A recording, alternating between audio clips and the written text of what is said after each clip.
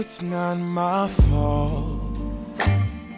You've been lying, saying that I took away your peace. Drowning by yourself, now you wanna blame me. Like you have no options. I ain't take your options. Now I'm not the problem. Man, that's on you, yeah. You've been terrorizing me, yeah, I'm always wrong. I knew you lost your mind when you dropped that bomb. Girl, are you crazy? Yeah, you must be crazy. All right. Welcome everyone to yet another TRM. Hello. Welcome. Please hit the like button as you're coming in. We're going to be getting started here in 60 seconds.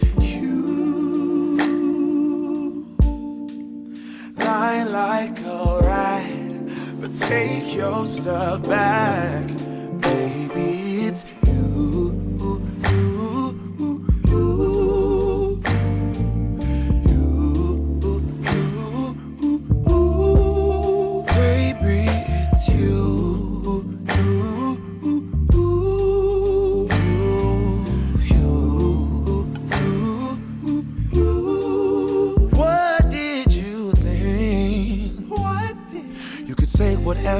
And I would never hear.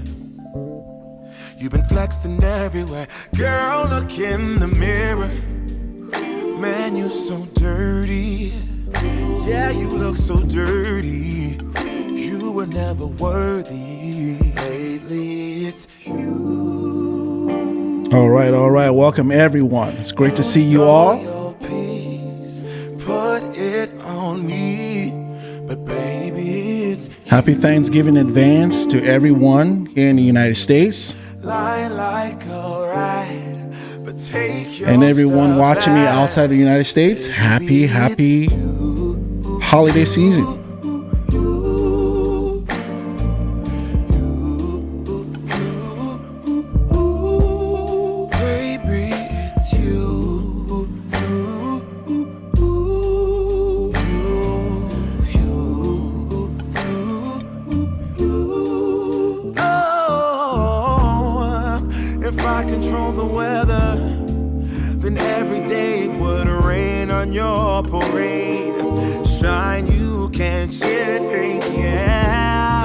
If I was Father Time, then I would change the day. So I never saw your face. All right. We're getting ready to start here in a few seconds. Just allowing a few people to come in here.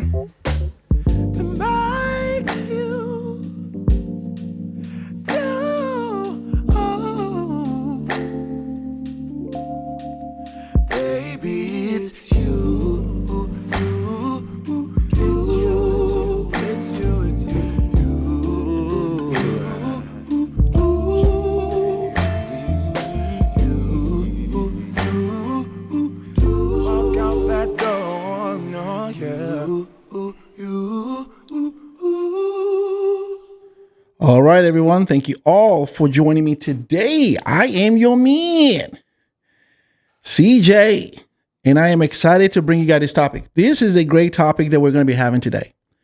We're going to be having a real great conversation as it relates to Africa, the United States, China, relations, as well as what's going on in the world. I've got quite a lot I want to share with you guys, so let's get right into it. As you're coming in, please, like always, hit the like button. This is the TRM where we keep it real. Thanks to my mods that are here. So let's talk about this. Let's talk about how the United States is fighting to keep China away from Nigeria's new oil. We're going to talk about Nigeria's new oil. And we're going to be having a good conversation. Now, here's what, like normally, what you're going to get in this video. Here are three aspects I'm going to cover. In this video, I'm going to talk about the so-called debt trap diplomacy that most people in the West and Europe have blamed China for as it relates to China's relationship with Africa. So we're going to talk about that debt trap, so-called debt trap. And then I'm going to talk to you about how the United States, in my opinion, is hoping to steal market share from China as it relates to the current relationship that China has with Africa. It's a big concern for both the West and Europe. So I'm going to tell you what the wild card is and what I think is the secret agenda based on my knowledge of the current affairs as it currently is, my knowledge of U.S. diplomacy as it relates to foreign policies. So I'm going to give you that. And thirdly, I'm going to talk about the Great Migration, which will happen in the next 25 to 27 years. What do I mean by the Great Migration? I'm talking about people moving from the West back to Africa. We're going to see a huge migration. And why are we going to see that? It'll come as a result of the West as well as the East, China, building Africa. These two countries, United States and China, are primarily going to play a role, as well as Europe, in the building of Africa, which is undoubtedly going to cause a great migration back to the continent. So we're not going to be seeing the migration out of the continent. We're going to be seeing the reverse back to the continent as a result of these two. And primarily because these two are competing with each other. And so the person that's going to gain out of this whole thing will be the continent of Africa. However, it's going to come at a cost. And I'm going to also talk about that in terms of the cost, which that would be. And the cost I'm talking about here is primarily economic slavery. So understand there's a new type of slavery system that is going on right now. And it's not the human capital slavery. It's an economic slavery, which undoubtedly and unfortunately, Africa is going to will find herself in the middle of this. So we've got quite a lot to cover, as you can see. So let's get right into it. I've got 3 clips that I'm going to play for you all, which is going to help with the discussion that we're going to have today. So let me play the first clip. This first clip basically is to give you a couple of things I'm also going to address as it relates to myth. So we're going to talk about the debt trap, which a lot of people. So the first clip is going to address that. It's a documentary that Bloomberg put together regarding the so-called debt trap that is going on in Africa right now, and why that is not a debt trap. And so I'm going to play you that. I'm going to have a conversation about it, and then I'm also going to play you in along the lines of that another clip that talks about the structural loans, how the loans that Africa has been getting from China, how that has been structured, and how those loans are not used to trap Africa. We're going to talk about that. And then lastly, I'm going to talk about the infrastructure. I'm going to play a clip regarding the infrastructure going on in Nigeria regarding those loans. Now, I'm going to tie all of that to all the things that I've talked about that I said I'm going to talk about in this video. So let's get right into it. Okay, please hit the like button as you're coming in. So the first clip, here it is. In the past 2 decades, China has built large infrastructure projects in almost every country in Africa. And this has made Western critics uncomfortable. China and Africa can forge an even stronger, comprehensive strategic and cooperative partnership. A common portrayal of China's lending practices is known as debt trap diplomacy, a phrase made popular after being used in government documents during the Trump administration. The so-called debt trap is created when a country lends to poorer countries, intentionally overwhelming them with unsustainable debt, forcing them to surrender strategic assets or concede increased political leverage. But so far, there's no evidence that such a debt trap has been sprung in Africa. Now, there's always a certain grain of truth, like with every stereotype to it, but it breaks down very, very quickly upon any type of serious examination. The focus on debt trap diplomacy is part of wider Western anxieties towards China in Africa. We've already seen that Chinese investments in Chinese infrastructure projects have been linked to increasing Chinese influence within the host country ruling elite. That may end up becoming somewhat of a leverage point for China to push some of these countries or ruling elites to side with China on critical issues that are important to the US or to its allies. But while the US has focused its Africa strategy on aid and social services, China has been building. African governments themselves said, we are tired of aid and charity. We want to do trade. We want to be treated like partners. The Chinese came along and said, great, we don't do aid and charity. We want to do business with you. Global Gateway will mobilize 300 billion euros till 2027. Now the US and Europe are answering back with their own infrastructure initiatives to counter China, but African experts are skeptical. At the end of the day, China has been that guy around the corner with, a bouquet of flowers to Africa, the US, Europe and the UK have time and time again said, be careful of the flowers you see out of the window, they have thorns on them.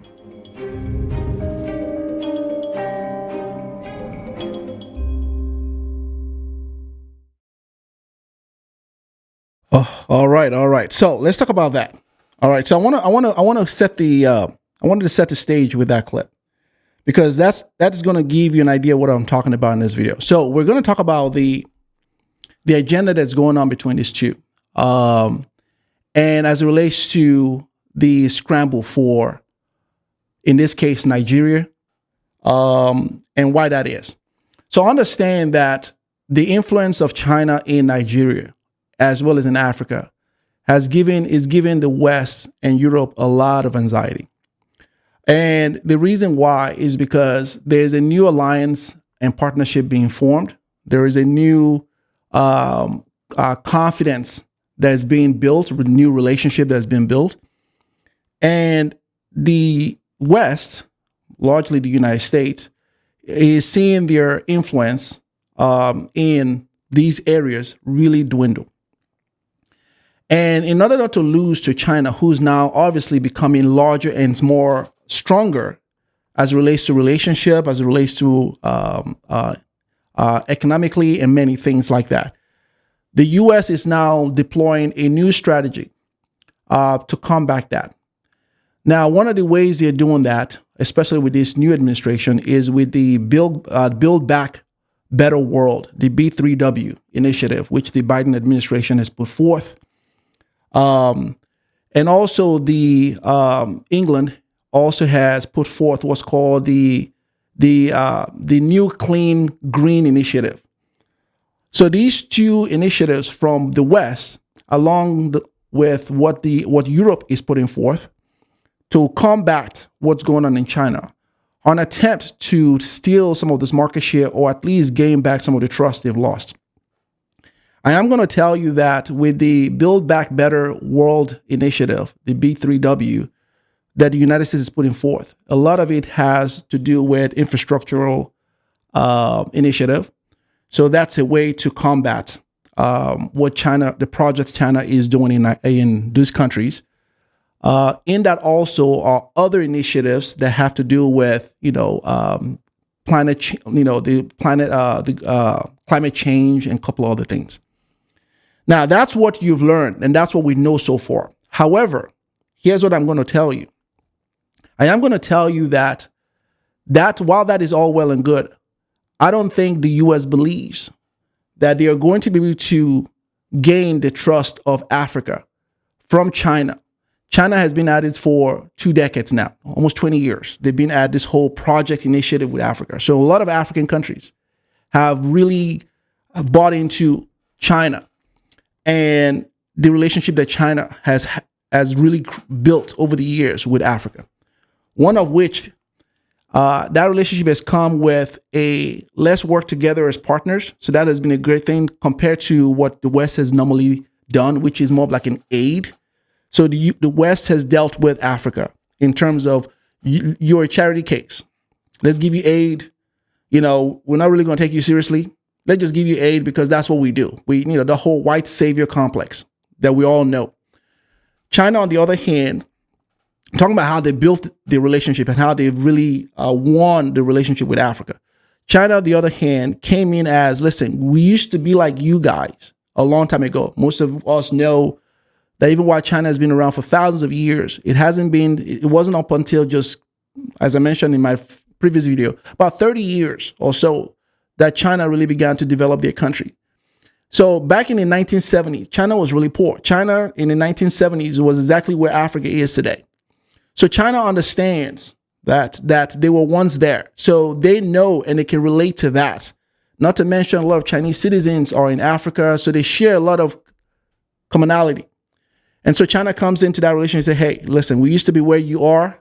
Let's help build your infrastructure and mutually benefit. Now, while that sounds great, I will tell you that the goal for China here in giving those loans, right? The goal has not to be to enslave Africa into a debt trap, which is the so-called debt trap I talked about. That is not being, because most of those loans that have been given have been very favorable loans to the lenders. So those loans have not come as a way to cause any economic hardship. Most of those loans are very low interest loans.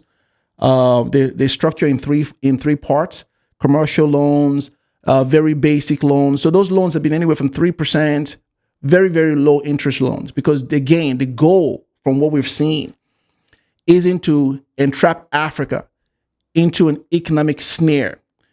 The strategy that China is using for this is to gain Africa's vote in the United Nations. That is their value. Their value isn't to ensnare Africa in the debt. That's not their value, right? So they're willing to give out this loan at a favorable term in exchange for Africa's support in voting when it really counts in the UN Council. That's the value. So they're willing to give that at a low interest rate. Now, the reason why that is hard for the United States to break, who is now coming in after 20 years and seeing the influence that China is having with Africa. The reason why that's hard, because I will tell you that the United States isn't trying to compete even with the B3W initiative. They're not trying to compete with China with their project because they know they can't. They're not going to be able to win that. It'll take them a decade to convince African countries to go with them. It's going to take them. The United States is not in the business of wasting that type of time. Yes, they'll have some project initiative. However, I will tell you that is not their goal. The goal for the United States, from what I can understand and what I know of what's going on with foreign policy, is to corner a different type of market from what China has covered. So when it comes to infrastructure building, China got that.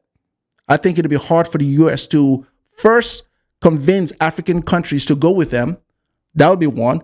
It'll also be hard to match the terms of the loan that China has with Africa. The reason why is that, let me tell you why it'll be hard. Before I tell you what it is that I believe the US initiative is for long term as it relates to Africa, what they're trying to corner. The reason why it'll be hard for the United States to match those very favorable term agreement with China, which I don't think they are going to match it, is because the US system of loan policy is usually more of a debt trap. Many people might call it even predatory. US is founded on a banking system. The bank owns the United States. That means US is funded by the bank. And a lot of the loans or bank loans that we get to fund our lifestyle in the United States come at an interest rate, which is how the bank make their money. So whether it is a home mortgage, there's an interest rate that the bank makes money off of that. So whether it's a car loan, there's usually an interest rate assessed to that. Whether it is school loan, there's an interest rate. So the bank owns our life in the United States. They're involved in anything as it relates to citizens and residents of the United States' way of life. You can't live in the United States without the bank involved in anything. Anything you think about, you have to purchase it and you have to have a loan taken out for it. Whether it's a business loan, mortgage loan, school loan, car loan, the bank owns it. So the bank runs this country. I say that to say also the bank, because the banks are in it to make money, they're usually interest rates assessed to all of these types of loans. And most of those loans, as I mentioned, most of those interest rates are debt traps. That means you're locked into a rate. Most of us are locked into home rates, 15 to 30 years mortgage rates. Most people will call it debt trap. Most of us, your car loan, when you get a car, your car isn't worth anything much after you drive it out of the lot, but you're still required to pay for it. So for United States to compete with China with those low term, they can't, because they will have to assess an interest rate on those loans that favor the banks in the United States, which most of the interest rates that are usually favorable to the bank. And that is undoubtedly going to be higher than what China is offering Africa. So they're not going to be able to compete with that. They're not, right? They're not. The low-term interest rate, they can't, because it goes against how the banking system here works in the United States. So you got that part. So I think that that's not their strategy. I think that that's not going to, giving Africa loans for infrastructure isn't what they're trying to do. They'll build some few projects, but that's not the key thing. I think the goal here is to capitalize on Africa's new oil, which is the entertainment and creative sector of Africa. I think it makes more sense for the United States, and I think that that's a wild card, because as I've mentioned in my last video, that there's a new type of money coming out of Nigeria now and many African countries, which utilizes the youth demographic in Africa, which is the creative sector in Africa. That is an on-top market that China isn't looking at. China is interested in building infrastructure, but they're not really looking at capitalizing on the entertainment aspect of it. The United States, on the other hand, sees a huge opportunity here. And it answers two fronts, which is, first, they can loan more money and back any creative invention or an initiative that's going on in Africa, while taking advantage of the new young demographic that's going on in Africa. They forecast that the creative sector alone in Africa will be worth $100 billion by 2030. That is something I believe that it will make sense for the United States to corner and to get their hands on before anyone.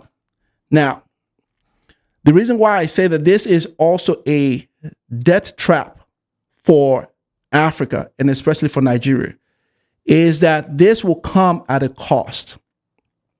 Okay? But let me pause there for a second. And let me play the other clip as it relates to the current loan initiative that China has with Africa right now. And I want you to take a listen to this next clip and look at it. It'll answer also many who say that China is enslaving Africa with a lot of the debt, which is not true. There's a lot of rhetoric going on right there. That is not true. So I want you to take a listen to this clip, and I'll be right back with the other my other analysis on this.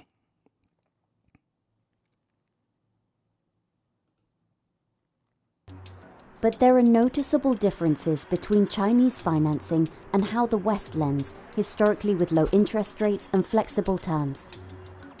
There must be over millions of different types of loans out there.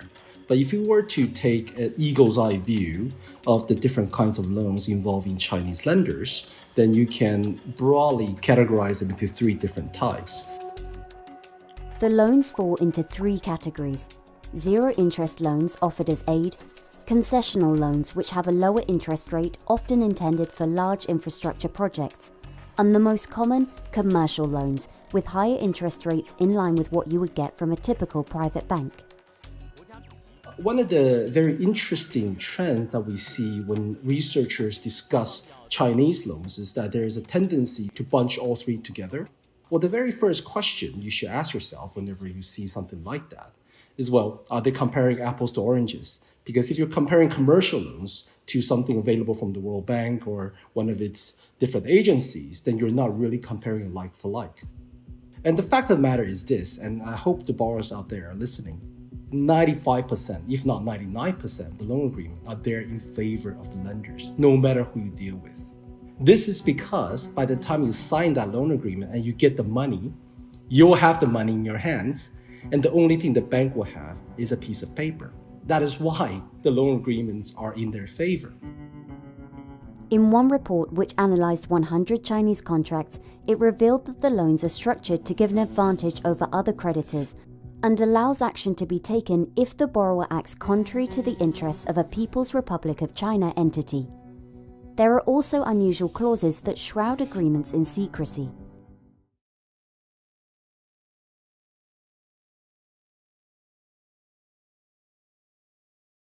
Okay, so that's that one clip. I'm going to play you the last clip right now, which is going to show the types of loan that Nigeria has taken and many other African countries have taken. And I want to respond to this so-called debt trap, because it is important that people understand that when Nigeria and many African countries are getting into this loan, that China's loan to Africa isn't predatory. Okay, now I told you that the reason why it's not predatory lending, it's because that is not their goal. Their goal is not to ensnare Africa into such kind of a debt. Their goal is to gain Africa's voting trust. They gain the vote from African countries, which will favor them. Okay, so there's a political agenda on this, but it is not to ensnare them. Okay, even some of the other collaterals that we've heard in terms of some African countries losing their infrastructure as a result of not being able to pay this loan, that is also not true. Now, of course, there's some collateral debt involved in that, but it's not predatory that many people see it. Now, I'm drawing this comparison because I'm trying to help you understand why the U.S. isn't going to compete with China as it relates to that, because those loans and terms of those loans are such that are favorable to the lender. And the United States, the way the United States is structured, most of their loans and their interests, from the experience and from the way they've always done business in the banks, are usually where the bank earn and gain more than the lender. Okay, so take a listen to this last clips, and I will be right back. Certainly, there are issues with how China finances projects. There are issues around transparency, but I don't think this is some sort of grand master plan from Beijing in order to ensnare developing countries into debt and become further beholden to Beijing. In Kenya and Nigeria, debts to Beijing are growing. These include Kenya's $3.6 billion railway from Mombasa to Nairobi, which reportedly lost $200 million in 3 years of operation, and a $1.3 billion loan from the China Exim Bank to fund Nigeria's largest infrastructure project, a 157-kilometre segment of the Lagos-Kano Railway. The government itself can't afford to finance these things. The private sector isn't really stepping up. The West has not got an alternative program, so therefore China is the only game in town and the terms of the loans are reasonable. At the same time, you have members of the National Assembly, particularly from the main opposition party, vocally criticizing the government for what they perceive to be a lack of transparency around the management of the loans from China. They often articulate this worry that you hear in other parts of Africa that China will try and seize Nigerian assets in the event of a default by the Nigerian government. But looking closer at Kenya and Nigeria's total public debt, it doesn't appear that China's in a position to use the debt it's owed as leverage. In Kenya, Chinese loans account for about 10% of the country's $70 billion total debt. And it's even less acute in Nigeria, where the Chinese debts are just about 3 to 4%. So again, we have to focus on the data as it is, not as these narratives and these storytelling, which we have these fantasies that Kenya is going to be taken over by the Chinese. One country cannot control another country just by owning 4 to 10% of its debt. Only a handful of countries on the African continent have a significant amount of debt owed to China, and most of them owe much more to private bond markets. Africa does not have a Chinese debt problem. Angola weights about a third of all Chinese debt in Africa. So take Angola out of the issue, then you have an even less serious problem in that respect. So it's very important that we narrow down this problem to be what it is. Okay, so I think it's important for you to hear that part. So I wanted to just make sure that it is clearly stated that the relationship that China has right now with Africa isn't a debt trap. Now, why is that important? Because it is important to understand this from an economic growth perspective. It is also important to understand it from a relationship, economic alliance relationship. Now, I started this whole live by saying that that Africa is going to benefit from the battle between China and the United States, because the United States sees that China has been gaining momentum in Africa and has gained a lot of partnership. It'll be hard, again, to reiterate, it'll be hard for the United States to steal that friendship from China because of the years of experience that China has had with Africa, and also based on the term of the agreement with most of those loans. So the B3W initiative, the Build Back Better initiative that was put forward by the Biden administration, while a lot of that was put forth to answer the infrastructure, global infrastructure, and compete with China on the global infrastructure plan, all right, it is not going to be able to beat China from that because of that relationship. It'll be hard for any African country to go with the United States on a different term or a predatory, loan agreement. It'll be very hard, which is why I think and I believe that the United States is going to try to gain a lot of that market share from China based on the Nigerian and African New Oil Initiative.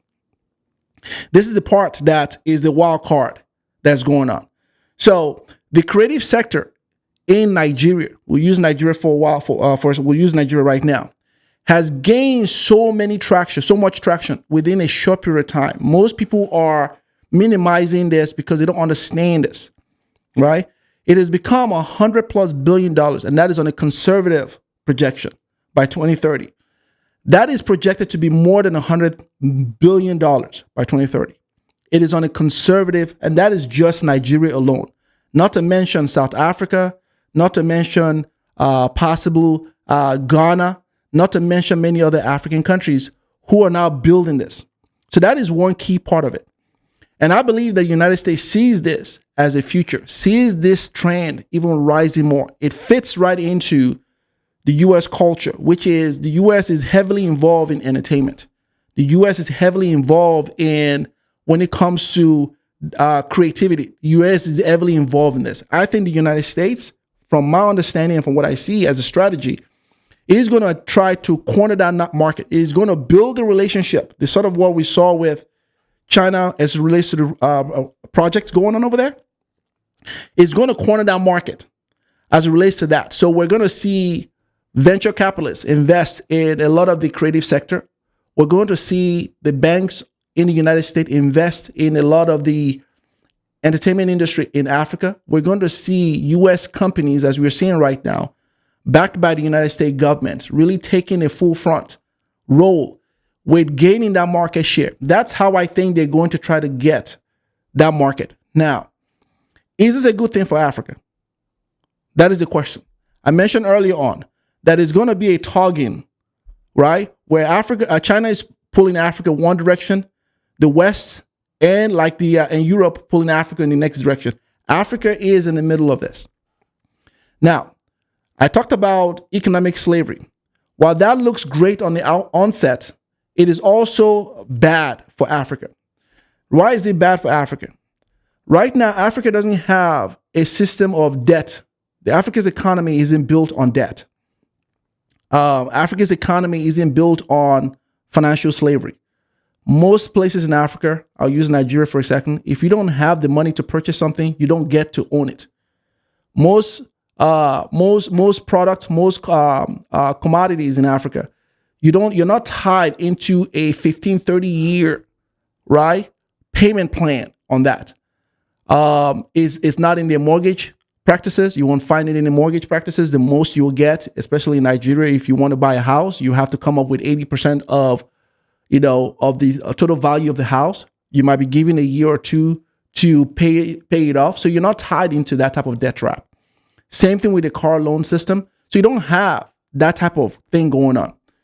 In the United States, it's a different type of practices. The system is built on the bank. It's built on financial enslavement. So most people in the United States don't own their homes. Most people don't own their cars. Most people are paying school loans. Most people are tied to a financial slavery. Now that is about to come to Africa as a result of this new initiative. The banks in Africa, in the United States, are about to own a piece of Africa, because what's going to happen is that Africa now sees that the West is trying to gain a momentum within that region. So a lot of the initiative for a lot of the creative sectors are going to need funding, whether it's venture capitalists, but most of it is probably going to be loans to this.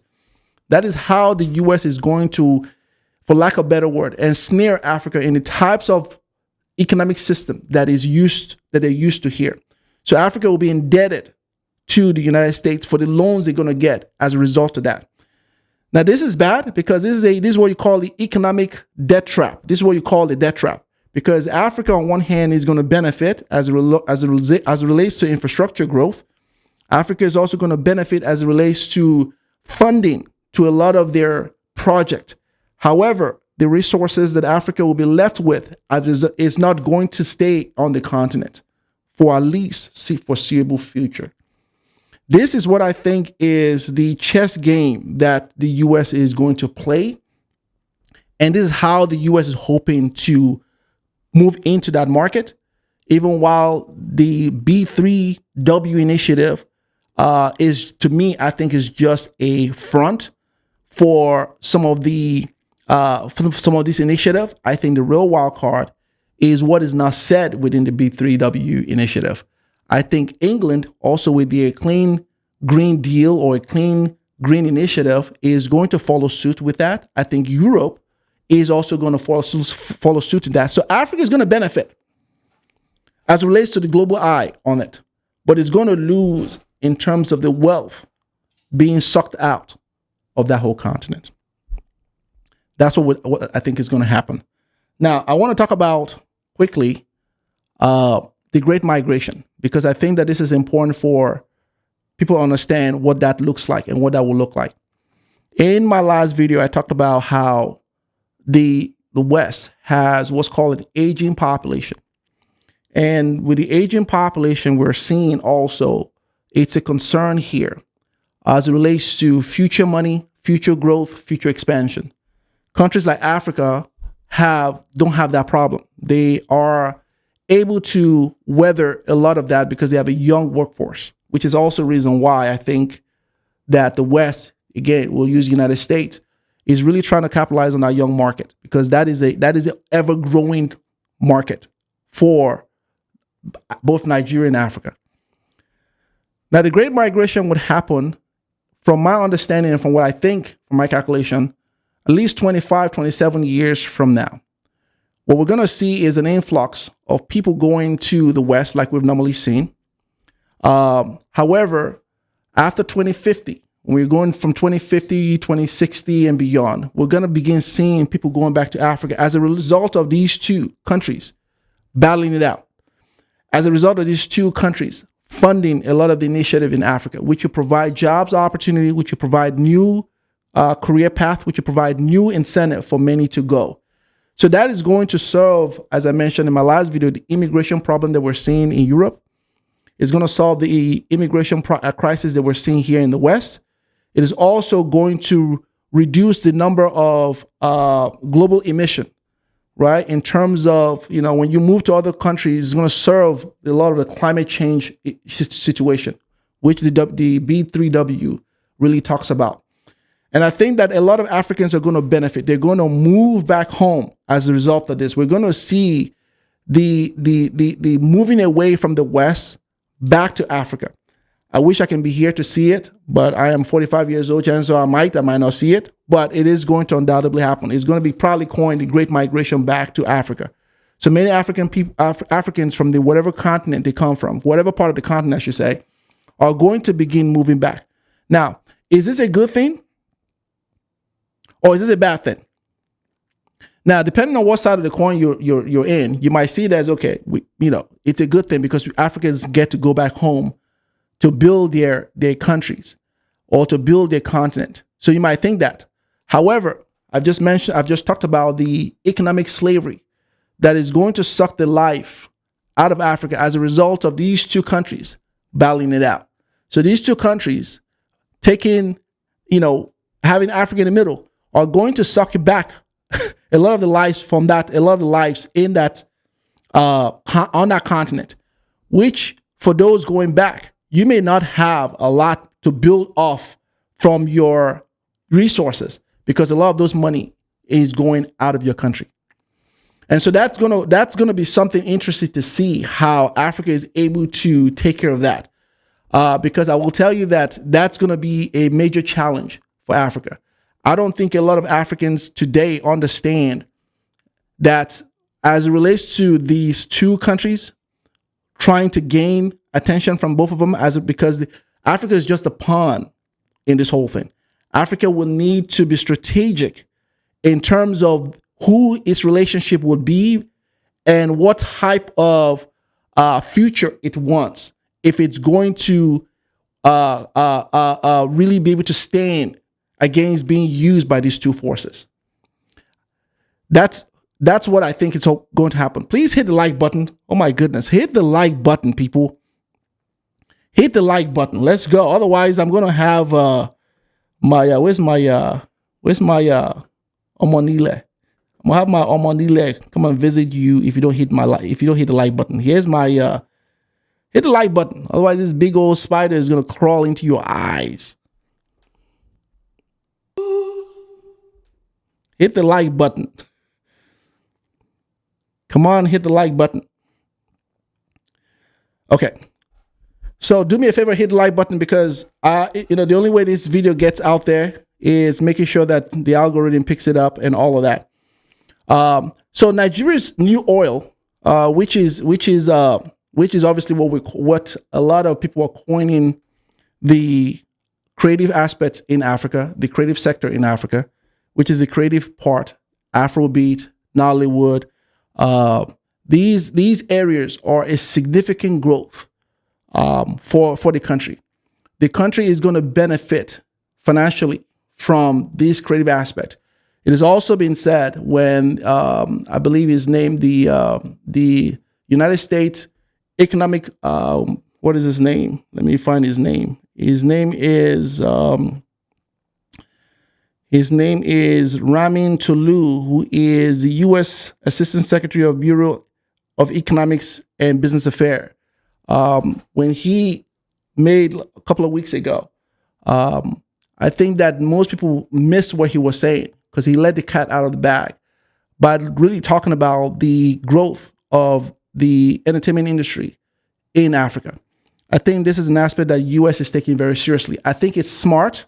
It's a smart play, if I were the United States, to really focus on this area. I think, without really being in the room, right?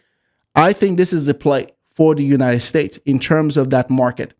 It makes sense that the U.S. corners a market that China doesn't have, and which is the entertainment industry. This part is forecast to grow.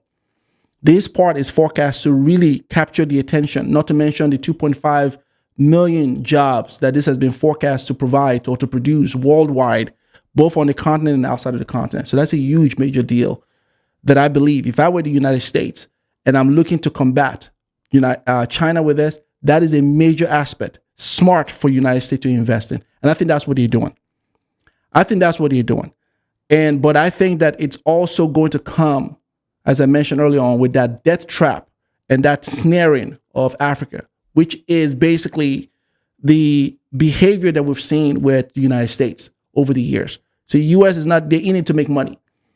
I mentioned the bank owned this country. So the banks are not going to loan any loans. They're not going to give out loans or invest in any without the banks making money, which is a system of economics here in the United States. That is about to come to Africa. And I think that's going to snare Africa. That is the bad part in this whole thing.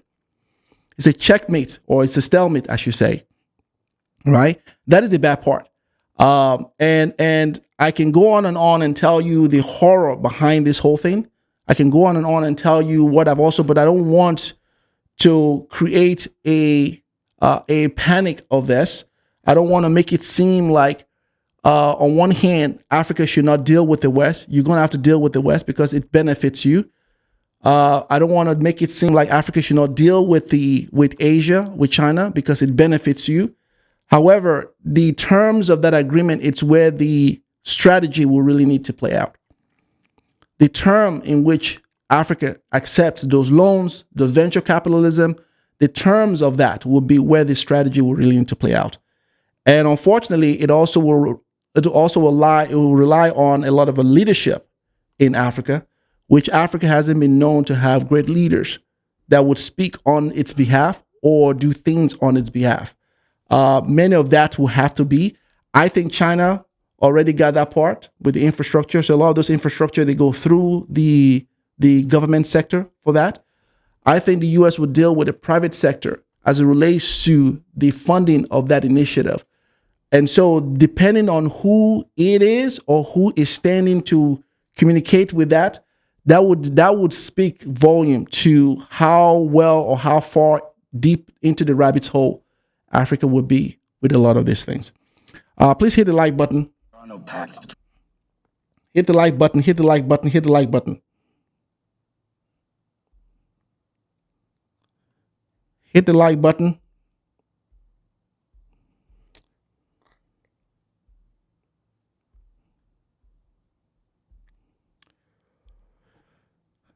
Hit the like button. We got a few people watching this. Please hit the like button. Show some love.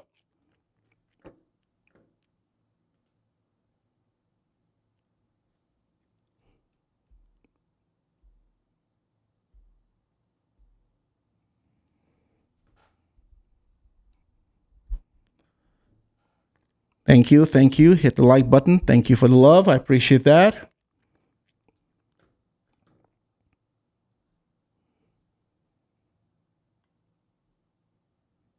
Thank you.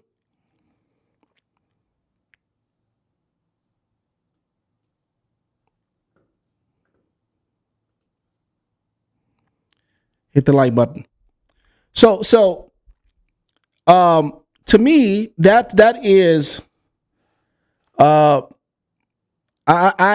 could tell you right now that I really don't know if you were to ask me if this is a good path for Africa and Nigeria. I would tell you I don't know. I can honestly tell you I don't know. I think that it's a stalemate because Africa, no matter what, Africa has to work with these two. I think it helps a lot of African countries. I think it helps Nigeria on one end, but as quickly as it helps Nigeria on one end, it takes away from the country on another hand in terms of long-term goal for the country. I think it's going to be a situation where Africa is going to be, or Nigeria, I should say, and many African countries is going to be indebted with debt. See, as most of you might know that a lot of the debts in Nigeria started to grow. Nigeria used to be a country without debt, right? The last two administrations, we began to see this, and that's in correlation with some of the debts that have been given by China, and some of the some of the loans that have been given by China, I should say, and some of the loans that have been taken from the IMF, because most African countries are not a credit economy; they're not a debt economy, so they don't fund a lot of their infrastructure or their resources through debt. They will fund it through equity. Equity has been a huge part, but it hasn't been known to fund it through debt. Now we're seeing this new structure where a lot of countries in Africa are funding their infrastructure or funding a lot of their ventures with debt money. So just like we've seen in Western countries in Europe who have been known to have the system where most of infrastructures and things are funded with debt. Africa is now becoming that ensnared into that. Now the bad part for Africa is that Africa doesn't have a middle class system, right? So when the debt grows to the height that we've seen it in the U.S., which most people, when you ask average Americans, do you know that the U.S. has $23 trillion is $23 trillion in debt? Most people don't care. Most people tell you, okay, who cares? Because there's a middle class and there's a livelihood here where most people are able to still maintain a livelihood without worrying about the debt that the country is bogged down with, right? Even while everyone contributes to that debt. Everyone contributes to that, whether it's credit card, you borrow money from you contribute to that debt, whether it's your mortgage or your school loan. So most people contribute. However, the way the system has been created in this country is a middle class system, which has helped to keep poverty at a minimum and giving people a way of life. So most people don't care about the debt. So a lot of people don't really care. Same thing with the same attitude with most people in their livelihood. Like most people who own homes will buy an extravagant home, $600,000, $1 million home. They don't care, even though it might take them a lifetime to pay it. But as long as they have a job and a way of paying and keep their livelihood going, they don't care. So that's a system that the West has built. So many are ensnared into a debt slavery thing. And I know it's an ugly word, to say you're enslaved. It's an ugly word. It's a debt trap. It's an ugly word. But most people are able to live. In Africa, that's not the case. So Africa is plagued with poverty, where there isn't that middle class that's going on in Africa. So when you have a system without a middle class and you have an increased debt, which is starting to rise, it poses a huge problem. It poses a huge problem. Because most people are going to feel that debt. They're going to feel it. It isn't trickling down to these members and the citizens of this country. So most people feel that debt. And I think that that's what's going to cause this to be much worse for Africa. Even while Africa benefits on one front, it's like taking one step forward and taking two steps backwards, essentially. That's what it'll look like. So Africa will move a little forward, but it's going to be ensnared to where it's probably going to be worse off in a long run than it is because of the financial enslavement that will come as a result of these two. Do you understand what I'm saying? So that's why it'll be hard for anyone to be able to gauge, is this a good thing for Africa? Yes, in the short term, yes, but in the long run, it is not. The way Africa will need to combat this will be what China did. Will be to build its own infrastructure and utilize its resources within its countries and build its own without having to rely on the monies or the loans or the venture of other countries, because they come with a term and they come with stipulation. And that will be the only way out of it. However, it has been very hard for Africa to do that. So a lot of the resources that African countries have not been able to build on this. And many of these have been stolen by the West. And many have been taken advantage by the West. So many countries in Africa will have to figure out how to utilize their cocoa infrastructure and build that within their country. Utilize their agricultural sector, build within the country. Utilize their gold mine, build within the structure without having to have it exported and imported back into the country. If they can figure that out, they would have created and generated self-sustaining 360 round type of where money flows in and out of its continent. That would be the only way that Africa is not ensnared in this type of slavery that I've talked about. I can only go based on the history of Africa and seeing that Africa hasn't been able to achieve this within the last century. There's a chance that it could in the future. There's nothing off the table, but that will be how Africa would need to get out of this whole thing. Otherwise, we're going to see a financial system, the type of system we've seen that has built this country up, which is a fiat system, which is basically going to implode on itself at one point. We're going to see that huge amount of debt translate to Africa, as well as because most of the banks in the United States are about to own a piece of those countries in Africa as a result of funding those things.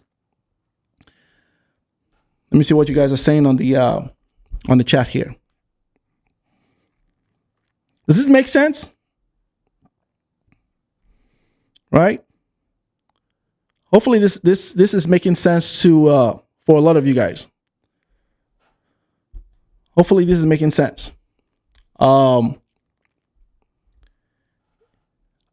And I will tell you that I got to give it up to the West. I got to give it to them, because the foresight and the thinking is ingenious, as well as it can it's something to either admire, but it's also very very predatorial, and it's a game that I think that if you're not watching to see, you're going to get caught up and lose out of this. I think that's a smart play. And Nigeria, which is the forefront of this whole thing, because I think Nigeria would be the test pilot for a lot of the stuff that I've just talked about, a lot of these initiative, because Nigeria has a population. Nigeria is the giant of Africa, the most known in Africa. I think that if Nigeria isn't well suited and Nigeria doesn't really play it smart, I think we're going to see that this Nigeria's being the test pilot. If Nigeria doesn't play smart, it's just going to be a dominoes effect for every other African country. I really believe that. I think that it's incumbent of Nigerians and Nigeria to really play this smart, where all the other African countries can emulate from as relates to this. Now, the debt with China is the debt with China. That's already a done deal, right? However, with the creative aspect, like Afrobeat, Nollywood, and we know that Amapiano is becoming a thing now, and we know that is going to probably come off the ground. We see this happening with that. We see Nollywood becoming very, very huge. We're seeing a lot of funding for that market as a huge enterprise. So if Nigeria doesn't handle that right, it's going to be a dominoes effect that's going to affect all African countries, which is why they say if Nigeria falls, many African countries are going to really get it. But at the same time, Nigeria is also going to be a test pilot where most other African countries are going to say, okay, this is how they did it, this is where they messed up, let us do it better. You get what I'm saying? So is that situation where, that it's good for Nigeria to be the first pilot because you be the first one to gain, but it's also bad because at the same time, once you lose, others will pick up from what you've done wrong and they will do it better. Do you get what I'm saying? So it's a double-edged sword in that front. What are your thoughts on this?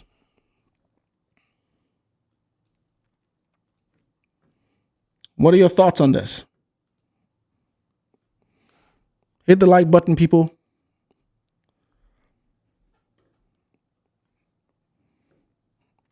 Where's my Omonile?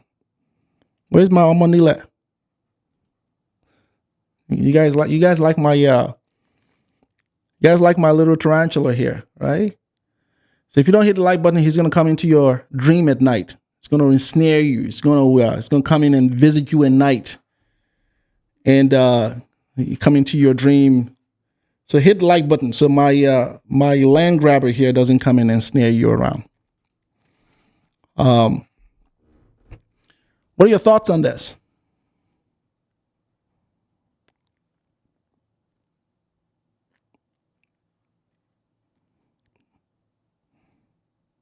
I mean, does it really make sense? Right? Does it make sense?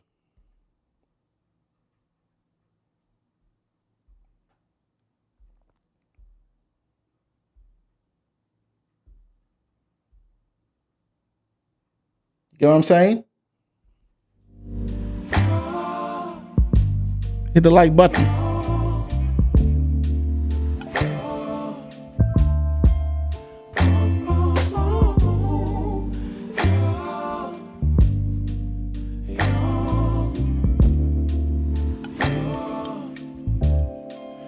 It's not my fault.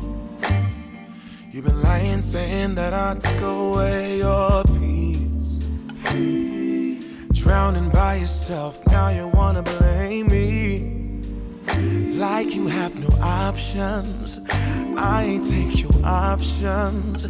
Now I'm not the problem. Man, that's on you, yeah. You've been terrorizing me, yeah, I'm always wrong. Get up, get it up. I knew you lost your mind when you dropped that bomb. Girl, are you crazy? Get it up. Yeah, you must be crazy. I've been thinking lately it's you. You stole your peace. Get it up, get it up. Put it on me, but baby, it's you. Lie like a ride, but take your stuff back, baby, it's you.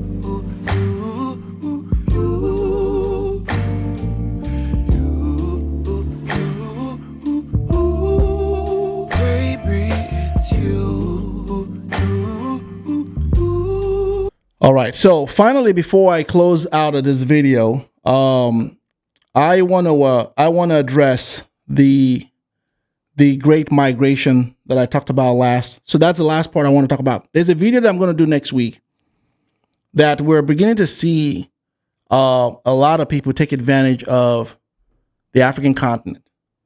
I think that diasporans from here, from the West, those of us who are either Nigerians, those of us who are, either Cameroonians, those of us who are Ghanaians, those of us Ethiopians, those of us who live in the West from Africa, who have a strong tie to Africa, who's had the opportunity to study in the West, learn the system. People like myself learn the system.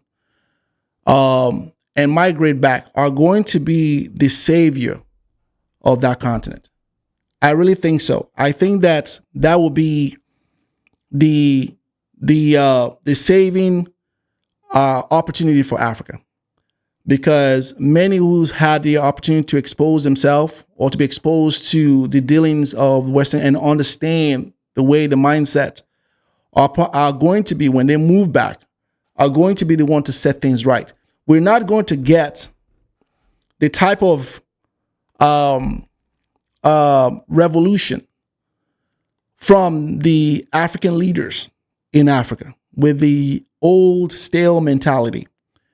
A lot of these African leaders are not moving the continent forward. As much as I know the African leaders do their best, a lot of them have been the ones that have held that continent back. A lot of them. So I think that many who are the young minds of society today, many who are coming up, who have been inundated with slavery in the West, who know that there's no matter what you do, you're not going to have a place here, no matter what you do, who have been told all their life that you look different, you sound different, you got to get out of here. That type of rhetoric, right? I think many are going to find the opportunities that are going to present itself as a result of these two countries battling it out. These ones are going to be the ones, I believe, that are going to prevent that continent from going under, because they're going to go back home. We're going to go back home to put things in place or fight for a level of equity, with where the initiatives is going on. That's going to cause a pausing of the life draining out of that place. Now, whether it happens on time, I don't know. Whether it happens at a time where the timing of it will also be very, very interesting to see. So diaspora, those that are diasporans who were African connected, that live in the U.S., whether you were one generation removed or whether you were 2 generations removed, if your parents have ties to Africa, and you were born and raised here, or you migrated here, or somehow, those are the ones I'm talking about. In addition to our brothers and sisters whose ancestors were brought into this country years ago, right? That have the African spirit within them, the ones that understand that their place in this world isn't here, but it's where their root is. These are the ones that I think are going to change the trajectory of Africa. I believe that. So it's going to be funny that Africa would be, while Africa was the first line of civilization, that the ones that we're going to see that's going to build that that continent, are going to be Africa's sons and daughters who either moved out of Africa, who left Africa, whether through the transatlantic slavery, or left Africa through, coming to study here, coming to gain a better life. These are the ones that are going to be the lifeline of that continent. And I think it's important that we do that, because if we don't do it, we are going to forever lose the mothership, and we're going to forever lose our place in this world. We're going to forever lose our position in this world. We're going to forever not have equity as it relates to the future of our generation. And I think it's incumbent for us to do that. I know for me, I'm playing my role as best as I can. I think it's incumbent for you and what you're called. But I believe that that great migration will come from those, and that's what's going to help save Africa as best as it would. That's my thought on this. But anyway, thank you all for watching. Please like the video, share the content, subscribe to the channel, and I'll see you all next time. Bye-bye.